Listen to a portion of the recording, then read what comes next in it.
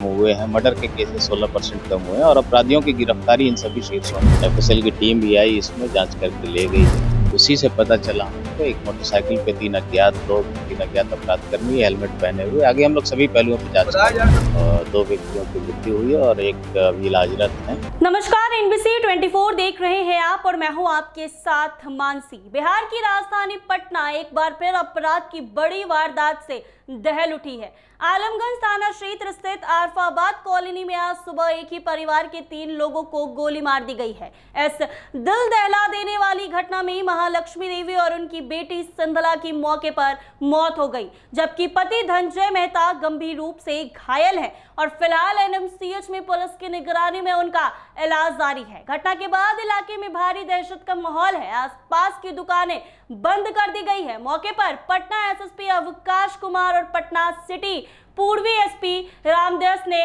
घटनास्थल का मुआयना किया है और एफएसएल की टीम के साथ जांच की है। घटनास्थल से 5 खोखे बरामद किए गए हैं। एसएसपी अवकाश कुमार ने मीडिया से बात में बताया, सुबह 9 से 9:30 बजे के बीच यह वारदात हुई। प्रारंभिक जांच में यह सामने आया कि 3 अपराधी एक बाइक पर सवार होकर आए थे और ताबड़तोड़ फायरिंग कर फरार हो गए।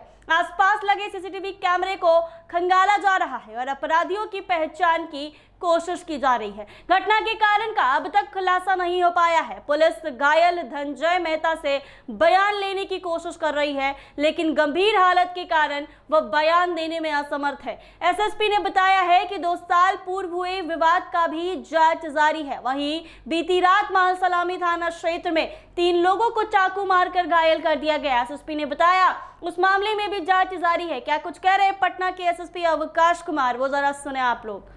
देखिए, सुबह 9:30 बजे, 9:15 करीब सूचना प्राप्त हुई आलमगंज थाना क्षेत्र में हत्या कारित करने की। तत्काल यहाँ पर सभी पदाधिकारीगण आए, एफएसएल की टीम भी आई, इसमें जांच करके ले गई है। घटनास्थल से 5 खोखे बरामद हुए हैं अभी तक और 2 व्यक्तियों की मृत्यु हुई है और एक अभी इलाजरत हैं, खतरे से बाहर हैं, बट अभी बयान देने की स्थिति में नहीं, बयान अभी उनका नहीं हो पाया है। जो प्रथम दृष्टया हम लोग को इन्वेस्टिगेशन हुआ, एक मोटरसाइकिल पर 3 अज्ञात अपराधी दिख रहे हैं जो हेलमेट पहने हुए हैं, जिन्होंने इस घटना को अंजाम दिया है। हम लोग इन्वेस्टिगेशन कर रहे हैं सभी बिंदुओं पे, सभी पहलुओं पे। जब तक अपराधी पकड़े नहीं जाते हैं तब तक घटना का कारण नहीं हम लोग स्पष्ट कर पाएंगे, या फिर जो इलाजरत व्यक्ति हैं वो कोई स्टेटमेंट देते हैं अपना। वो बता नहीं पा रहे हैं किसी से पर्सनल एनमिटी है, तो क्या ये प्रोफेशनल क्राइम है?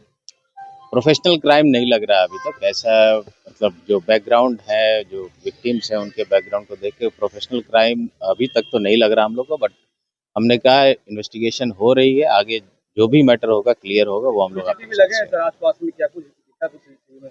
उसी से पता चला हम लोग को एक मोटरसाइकिल पे 3 अज्ञात लोग हैं, 3 अज्ञात अपराधकर्मी हेलमेट पहने हुए। आगे हम लोग सभी पहलुओं पे जांच बताया जा रहा है 2023 में किसी से विवाद हुआ है और काफी विवाद चल रहा था और सामने झोपड़ी में है जो काफी नक्सलियों का अड्डा भी हुआ करता था, उन्हीं का ये लोग विरोध करते थे जी।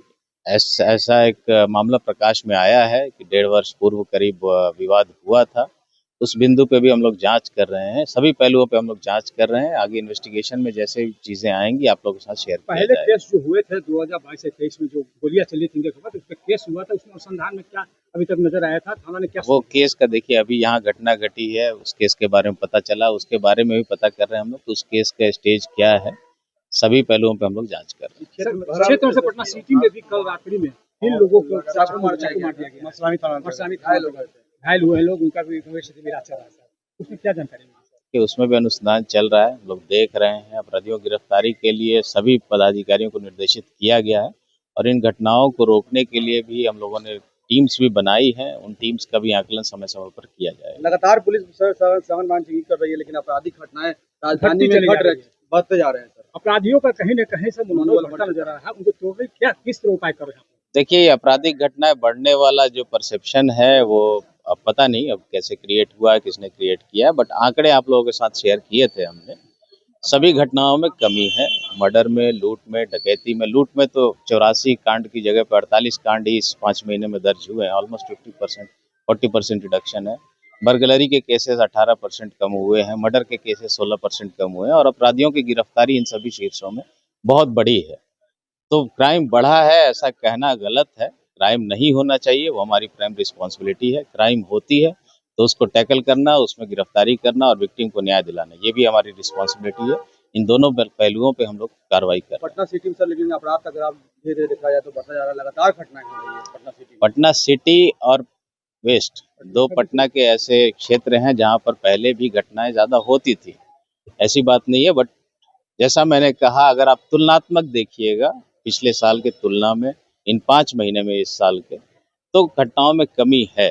पिछले जून के महीने में भी सर इस तरह का देखा गया था, जून का महीना रहा है, 4 वारदात हुई। लेकिन सर पिछले साल जून के महीने में भी घटनाएं हुई थी लगातार। जून का महीना खून का महीना रहता, लेकिन जून का महीने का शुरुआत देखा जा रहा है कि फिर जून का महीना खून का महीना का शुरुआत हुआ है। इसीलिए हम लोगों ने तैयारी की है, कई स्तर से हम लोगों ने पेट्रोलिंग्स भी बढ़ाने के लिए मोटरसाइकिल पर टीम्स भी तैनात किए हैं और सभी पदाधिकारियों को निर्देशित किया गया है कि अपने क्षेत्र में ही रहें, सूचना संकलन करें, जो पूर्व के अपराधी हैं उन पर भी कार्रवाई करें। हम लोग सभी तरह से कोशिश कर रहे हैं कि आपराधिक घटनाओं को रोका जा सके और कहीं घटना घटती है तो उस पर तुरंत एक्शन लिया और सर धंधाबाजों पर क्या कार्रवाई होगी? उन पे भी लगातार छापेमारी हो रही है। मेरे द्वारा भी कई स्थानों पे देखा गया और जो अवैध रूप से ये सिगरेट या बाकी नशीले पदार्थ बेचते हैं उन सभी जगहों को चिन्हित किया गया है थानाध्यक्षों द्वारा और उन सभी जगहों पर रेड करने की भी कार्रवाई की जा रही है।